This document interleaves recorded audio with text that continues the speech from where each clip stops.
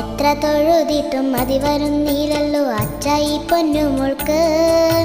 മനമാകെ ആനന്ദം കൊണ്ടെന്റെ കണ്ണിലും കണ്ണുനീർ വന്നുവല്ലോ. പാഠങ്ങളെല്ലാം എളുപ്പമായി തീർത്തിടാൻ പ്രാർത്ഥിച്ചിടണം മോളെ. വ്യാധികളൊന്നും വരുത്തല്ലേ എന്നും നീ തൊഴുതു പറഞ്ഞിടണം.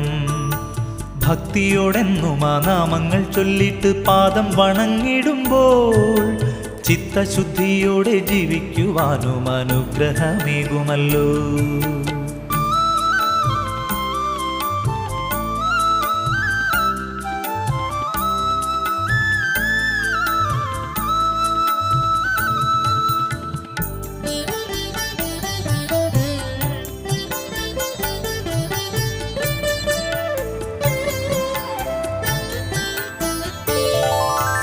ഏട്ടനെ പോലെന്റെ കൂട്ടിനായി വന്നിടാൻ ശ്രീമുരു